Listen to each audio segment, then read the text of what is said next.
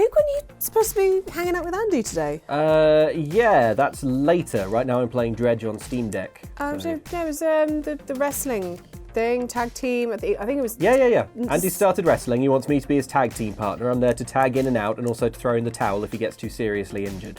Yeah, well, that's right now. No, I would have remembered. No. In the group, if you check the group chat, it was right now. Okay, I'll pause Dredge. Oh yeah, no, he's been badly hurt. Show of the weekend, show of the weekend, show of the weekend, show of the weekend, show of the weekend. His bones aren't getting unbroken, so he's getting the best possible care, I think, so I may as well. Yeah. I'm very close to getting a hull upgrade here, so... Cool. He'll understand. I'll send him some flowers that say I was very close to getting a hull upgrade. He'll know what I mean. Okay, well, look. He can't thank me, not looking at the X-ray of his jaw. Cool, well, do you want to sing as you've been playing so much of it? Okay, I'll just pause Dredge then, shall I? Well, you can pause Dredge to talk about Dredge. Do you want to tell me all about Dredge? No, I want to play Dredge.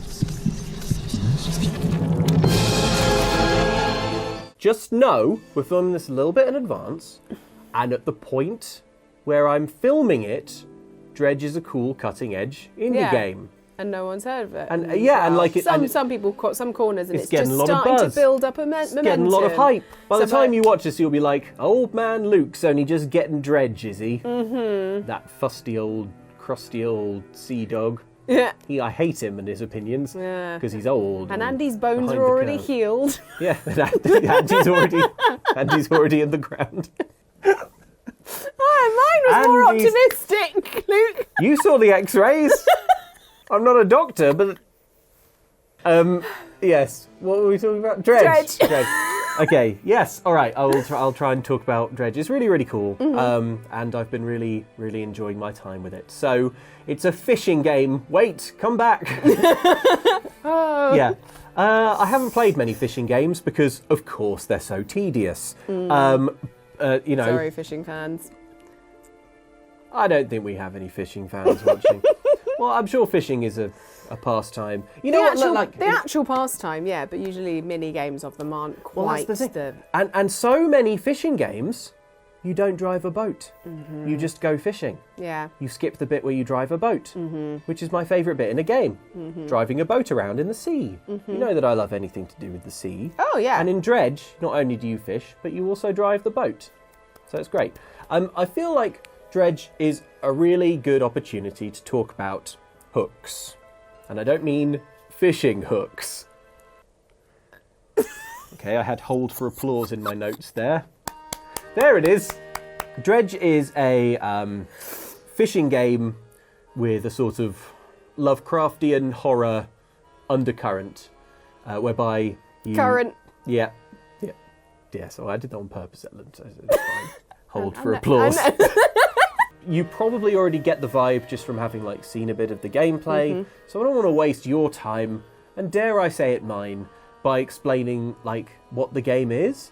I just feel like it's a good opportunity to talk about good game design, because Dredge is just such a perfect little crystalline example of really, really stupendous game design, and it's all to do with hooks, because especially in an indie game, this is so important. It's when you don't know the characters, it's not a series you're familiar with, probably the graphics aren't super stupendous, enough that you're just sort of dazzled by just looking at your TV or whatever. Mm-hmm. So it's so important in these games, in an indie game especially, that the game sort of pulls you along. And in Dredge, the hooks are just an absolute masterpiece. It's so good. So what I mean by that is it's you're playing the game, And you're like, okay, but why am I playing the game? Why am I playing the game? What am I trying to achieve? And in Dredge, there is always a goal that you can achieve in the next sort of 20 to 30 seconds. But it's like one of very, very, very many.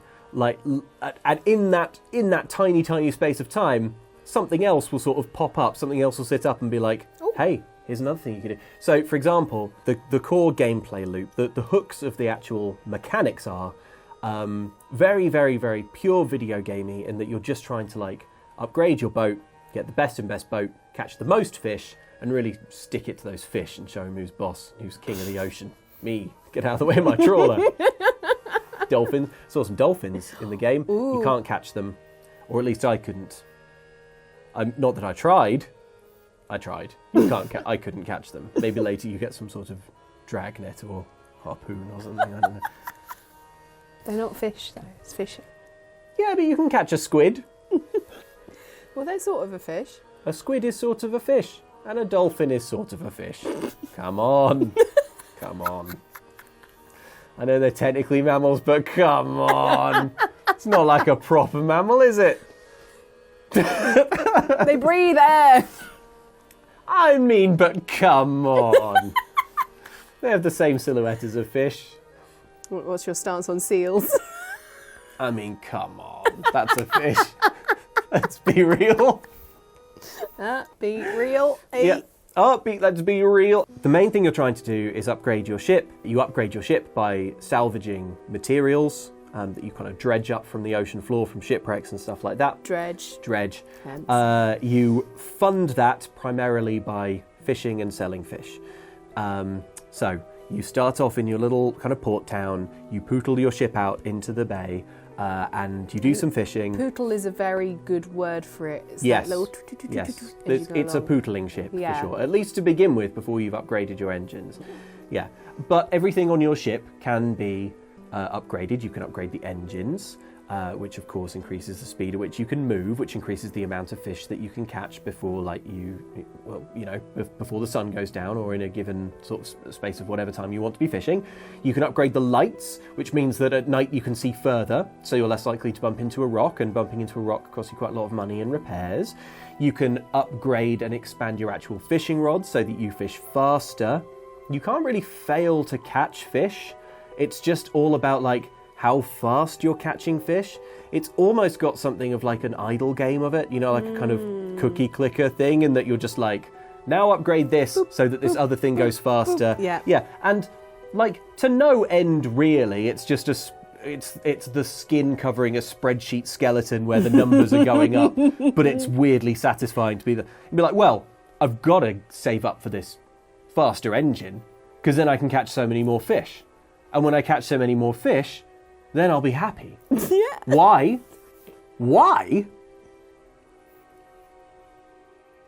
I don't know. Then I can upgrade that trawl net, which, passively catches fish just as you sail around. And that'll be good, because then I'll have even more money to spend on, like, new fishing rods, so I can get more fish. And then I'll be happy. Finally. Then you get it, and it's like, that's weird, I'm not happy. There must be, but there's like, another thing, Yeah, so that's mainly what you're doing. And loads of games do that, right? Loads of games have that gameplay loop of, like, going out, get resources, kind of upgrade your stuff so that getting resources is incrementally easier the next time. But the way that Dredge does it is just so perfectly paced that it really makes it stand apart from most games, I think. And that's because, as well as these kind of gameplay mechanical hooks, you just have, like, also story hooks. So you'll go out fishing, and you're catching fish, and you'll find a message in a bottle. And in that message, there's like a sort of creepy note about a couple, and it appears that, like, something's going wrong with their ship, and the husband rechristened the boat, as a sort of romantic gesture, but, like, is getting really weirdly obsessed with whether or not the renaming ritual was carried out correctly and stuff like that. You'll be out fishing and you'll come across another ship, and someone will be like, can you take this parcel to this other port for me? And you're like, oh, great. The parcel is kind of like damp and oozing. And you're like, okay. Sometimes when you go to sell fish, and you're just, offloading your fish, and all you're really thinking about is, I'm going to offload these fish, get the money, buy an upgrade. But the fishmonger will say to you this time, hey, have you ever had, like, a fish sort of just, like, come up wrong? you know, like come up all messed up. You ever seen like a real messed up fish? I'm like, it's funny you should mention actually. Sometimes I fish up a fish and it's all messed up. Yeah. It's got like its guts on the outside, or it's got like horrible teeth or two heads or something. And he's like, yeah, bring one of those fish for no reason. And you're like, okay, you bring him a fish. And then I gave the fishmonger this fishmonger this fish. And he's like, oh man, yeah, okay, great. You need to go now. And then you go, and then when you try and go back to the fishmonger for a while, it's like the door is locked and he won't answer it. And I'm like, what's he doing in there with the messed up fish? You get these little side quests which start very innocently as kind of, oh, bring this to such and such, bring this to such and such. You fish up something, you fish up a weird fish and it's got a handkerchief inside it, and someone's like, hello, that handkerchief, can you come and visit me on my island? I just want to talk to you more about that and stuff. And like all of a sudden, you have all of these gameplay hooks, these very, very purely mechanical, loads of games do it, especially mobile games, kind of like just to keep you going stuff. But like then just kind of like crisscrossed over the top of that, there are all these little story hooks. And it is just so pleasing. The game that it actually makes me think most of is Breath of the Wild, weirdly. Because it has that quality of, you'll have a sort of stated goal in mind. Yeah. Like, I need to go, John's nodding. Yeah. I need to go here and do this. And on the way, you'll be like, no, wait. Actually, on the way, I'll do this, then I'll do that, and I'll do that to do that to do that. Do you know there's that, it's like a Malcolm in the Middle gag that sometimes you see used as a meme format, but it's Bryan Cranston, and he goes to like fix a light bulb, and the light bulb he can't find any light bulbs, and notices the drawer where the light bulbs are kept is squeaky, so he goes to fix the drawer, and then the tool thing is broken, and like he ends up like under the car, sort of fixing the car, and instead of fixing the light bulb. And then his wife finds him and is like, "What the hell are you doing?" He's like, "I'm changing a light bulb." So he's under the car. The show of the weekend from now on will be me describing Malcolm in the Middle jokes.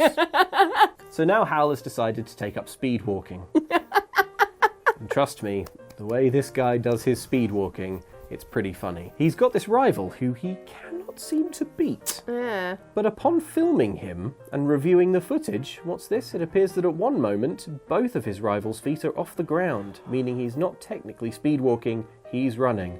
And thus, Hal has the last laugh. That's the show. Hal has the last laugh. Were we talking about Dredge? Yeah. Yes. Okay. Well, you were talking about getting distracted, and you've become distracted. Well, all right, John. Dredge is good. You probably already know this because you saw the reviews and you may have like picked up on some of the hype and stuff. But yeah, I just wanted to take a moment to reflect on good game design and like what and how satisfying it is and how difficult it must be to get those hooks in, because there's loads and loads of stuff in Dredge, and if it was paced just ever so slightly differently, it would be completely overwhelming. You know, you start some games and it's like, okay, here's how you manage your water, here's how you manage this, here's how you manage that. It's like, and then someone will pop up and be like, can you find me 2 of these things? And you're like, what? I've never even heard of that thing. And there's loads and loads and loads of like little systems in Dredge, and like loads of NPCs and loads of ports and all of these different like systems that kind of like move really smoothly, like all parts of an engine. But it's the way that these like mechanical hooks are so pleasing and just layered over with these like narrative hooks as well that just kind of like pull you, like I really want to know what that dude in the house is up to. With those fish. Yeah. And I brought him some stuff and he was like, oh man, yeah, nice. And then like some eldritch stuff sort of puffed out of something, and now I can like make my boat sprint, for example, but at a terrible cost to my character's sanity. But but mechanically I can make my boat sprint, which is really useful because I'm like, oh yeah, great, now I can, pootle around a lot faster. Like most games that I play that I end up bouncing off of, if you really come down to it, it's because at some point I ask myself, why am I playing this? What are we trying to do? Yeah, and if the answer is not like compelling or immediate, it's like, and that's how you kind of end up like falling off of a game or something, isn't it? So like, I think it's just so important in game design. Yeah. You play a lot of like big AAA games, and you can just tell that they're sort of on their laurels a little bit because they know that like, well, I've got to see what happens to This makes me think of God of War Ragnarok. Yeah. Which is great, but Fantastic game. I haven't finished it because it's very long and there's a great deal to do. Yeah. And like quite a lot of those things that you do take a huge amount of time and aren't like super polished and super refined. Right. So like, but you just know that like, well, you got to find out what happens to Kratos. What are you going to do? Not play God of War Ragnarok? Nah. And really, all I want to enjoy is like voice acting and cutscenes, and, Yeah. and you know, like and You big can- boss fights. And You can stuff. just play it on like there's like a kind of story-centric mode. I think I'm going to do that. I think I'm going to switch that off. But the thing is, you do some side quests, and it's like, damn, that was a brilliant side quest. Yeah, that was so good. there are some amazing side quests. That was better than the main Yeah. story. And then you do some side quests, and it's like, well, that took 90 minutes, and all I did was shut down 5 chimneys or something. And then at the end, someone's like, cheers for the chimneys. That's good. But did you get the big whale one? Did you Yeah, do the big whale? I did do the big whale one. Exactly my point. You're Amazing. like, holy crap, I could have missed a big whale. Yeah, I don't want to miss a big whale. yeah. But then you do some of them and there's no big whale. And you're like, well, where's my whale? Dredge is a game. That gives you Dredge the is whale. a game that gives you the whale. Although, as I say, as far as I can tell, you can't hunt mammals. So, 4 out of 10. There we go. Well, yeah, thank you for telling us all about Dredge. Did I successfully impart any kind of point or sense there, do you think? Yeah, basically it shows the importance of game and narrative design within video games and how they are a huge part as to getting players to continue playing the game and to have warm feelings towards the game itself. Yeah, I 100% agree with you. Like, I need to have those hooks. I don't really play many mobile games anymore because they have those gameplay hooks, but they don't have the narrative hooks as well. Yeah. But And of course, those hooks are all designed to get you to like spend a little bit of money to sort of speed something up. But Dredge, it's just like I want those hooks that make me want to discover more, not pay more. Yeah. So yeah.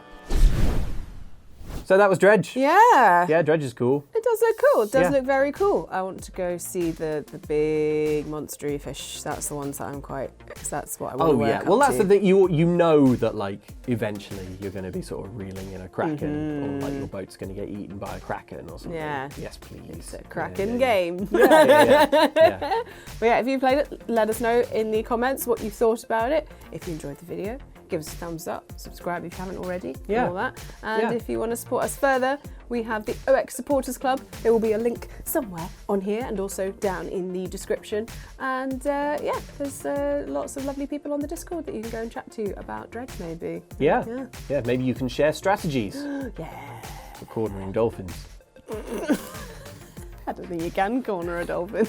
No, they're too quick. They're too smart. They're too wily. They're Yeah. too wily. Yeah. Okay, Ellen, I don't know how to end this. The only thing that's coming to mind is that we do that mime of fishing. Should we do that? Whee! Yeah. Really? What are you reeling in? The person who's watching, Oh, you're now hooked on you're our now videos. hooked. Let's get them into the boat. Hit them with the oar, Ellen. Brain them.